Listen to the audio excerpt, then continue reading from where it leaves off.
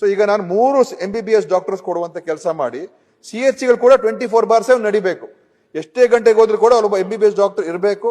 ಇದರ ನಡುವೆ ನಿಮ್ಮ ಇಲಾಖೆಯ ಕಾರ್ಯದರ್ಶಿಗಳು ಒಂದು ಹೊಸ ಪ್ರಸ್ತಾವನೆಯನ್ನು ಮುಂದಿಟ್ಟಿರುವಂತದ್ದು ಸಮುದಾಯ ಆರೋಗ್ಯ ಕೇಂದ್ರದ ತಜ್ಞ ವೈದ್ಯರನ್ನ ಸ್ಥಳಾಂತರಿಸಬೇಕು ಅಂತ. 30 ಹೆರಿಗೆಗಳನ್ನ ಎಲ್ಲಿ ಆಗೋದಿಲ್ಲ ಅಂತ ಕಡೆಗಳಲ್ಲಿ ತಜ್ಞ ವೈದ್ಯರನ್ನ ಬದಲಾಯಿಸ್ತೀವಿ ಎನ್ನುವಂತ ಮಾತನ್ನ ಈಗಾಗಲೇ ಉಲ್ಲೇಖ ಮಾಡಿದ್ದಾರೆ. ಬರೀ ಹೆರಿಗೆಯನ್ನು ಮಾತ್ರ ಮಾನದಂಡವಾಗಿ ಪ್ರಾಥಮಿಕ ಆರೋಗ್ಯ ಕೇಂದ್ರಗಳಲ್ಲಿ ಇಟ್ಕೊಳ್ಳಿಕ್ಕೆ ಸಾಧ್ಯ ಇಲ್ಲ. ಬೇರೆ ಬೇರೆ ವೈದ್ಯರುಗಳು ಬಂದ್ರೆ ಮಾತ್ರ ಇದು ಸಾಧ್ಯ. ಈ ಹಿನ್ನೆಲೆಯಲ್ಲಿ ಈ ಬಗ್ಗೆ ಸರ್ಕಾರದ ನಿಲುವೇನಿದೆ? ನೀವು ಆ ಥರದನ್ನ ಚಿಂತೆ ನಡೆಸಿದೀರಾ? ನಮ್ಮಂತ ಮಲೆನಾಡಿನ ಭಾಗಗಳಲ್ಲಿ ಪ್ರಾಥಮಿಕ ಆರೋಗ್ಯ ಕೇಂದ್ರಗಳಿದೆ, ಅದನ್ನೆಲ್ಲದನ್ನು ಕೂಡ ಒಂದೇ ಕಡೆ ತಗೊಬಂದ್ರೆ ಬಹಳ ದೊಡ್ಡ ಪ್ರಮಾಣದಲ್ಲಿ ಸಮಸ್ಯೆ ನಿರ್ಮಾಣ ಆಗ್ಬೋದು. ಸೊ ಈ ಹಿನ್ನೆಲೆಯಲ್ಲಿ ಸರ್ಕಾರದ ಚಿಂತನೆ ಏನಿದೆ ಅಂತ ಹೇಳಿ. ಇಲ್ಲ ಮಾನ್ಯ, ಇನ್ನೊಂದು ಪ್ರಶ್ನೆ ಕೂಡ ಇದೇ ಸಬ್ಜೆಕ್ಟ್ ಮೇಲೆ ಇದೆ, ಮುಂದೆನೂ ಕೂಡ ಅದೇ ಸಬ್ಜೆಕ್ಟ್ ಬರ್ತದೆ ಚರ್ಚೆಗೆ. ಏನಂತ ಹೇಳಿದ್ರೆ ನಮ್ಮ ಉದ್ದೇಶ ಏನಂತ ಹೇಳಿದ್ರೆ ಪ್ರತಿಯೊಂದು ತಾಲೂಕು ಆಸ್ಪತ್ರೆ 24 ಗಂಟೆ ಸೇವೆ ನೀಡಬೇಕು. ಮಾನ್ಯ ಸಭಾಧ್ಯಕ್ಷರೇ, ಪ್ರತಿಯೊಂದು ತಾಲೂಕು ಆಸ್ಪತ್ರೆಯಲ್ಲಿ ಈಗ ಅನೇಕ ಕಡೆ ಒಬ್ಬರು ಸ್ತ್ರೀರೋಗ ಅಥವಾ ಪ್ರಸೂತಿ ತಜ್ಞರು ಇರ್ತಾರೆ, ಒಬ್ರು ಅರವಳಿಕೆ ತಜ್ಞರು ಇರ್ತಾರೆ, ಒಬ್ರು ಪೀಡಿಯಾಟ್ರಿಷಿಯನ್ ಇರ್ತಾರೆ, ಮಕ್ಕಳ ತಜ್ಞರು ಇರ್ತಾರೆ. 4 ಗಂಟೆ ಮೇಲೆ ಯಾರೂ ಇಲ್ಲ. 3 ಜನ ಇದ್ರೂ ಕೂಡ 4 ಗಂಟೆ ಮೇಲೆ ಹೊರಟ್ಬಿಡ್ತಾರೆ.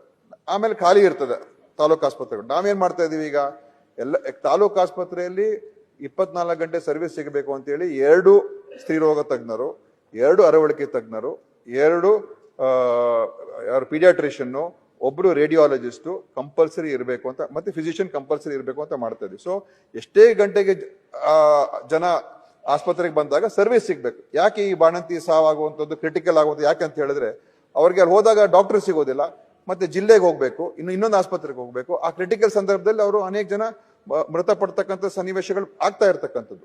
ಸೊ ಸರ್ವಿಸಸ್ ಇಂಪ್ರೂವ್ ಆದ್ರೆ ತಾಲೂಕು ಆಸ್ಪತ್ರೆಯಲ್ಲಿ 24 ಗಂಟೆ ಡಾಕ್ಟರ್ ಸಿಗ್ತಾರೆ ಅಂತ ಜನರಿಗೆ ನಂಬಿಕೆ ಇದ್ರೆ ಹೆಚ್ಚಿನ ಸಂಖ್ಯೆ ಯಾವಾಗ ತಾಲೂಕು ಆಸ್ಪತ್ರೆಗೆ ಬರ್ತಾರೆ, ಜಿಲ್ಲಾ ಆಸ್ಪತ್ರೆಗೆ ಹೋಗಲ್ಲ. ಜಿಲ್ಲಾ ಆಸ್ಪತ್ರೆ ಓವರ್ಲೋಡ್ ಆಗಿರ್ತದೆ, ಸಿಕ್ಕಾಬಟ್ಟೆ ಪ್ರೆಷರ್. ಸೊ ಇದು ಒಂದ್ ಕಡೆ. CHCಗಳಲ್ಲಿ ಎಲ್ಲಿ ಪರ್ಫಾರ್ಮೆನ್ಸ್ ಬಹಳ ಕಮ್ಮಿ ಇದೆ ಅಲ್ಲಿ ನಾವು ಅಲ್ಲಿ ಗೈನಕಾಲಜಿಸ್ಟ್ ಏನೋ ತೆಗೆದ್ರೆ ಅವ್ರ ಬದಲಿ ನಾವು ಅವ್ರಿಗೆ ಅಡಿಷನ್ ಆಗಿ 2 MBBS ಡಾಕ್ಟರ್ಸ್ ಕೊಡ್ತೀನಿ. ಸೊ CHCಗಳಿಗೆ 4 ಗಂಟೆ ಮೇಲೆ ಅದು ಬಂದ್.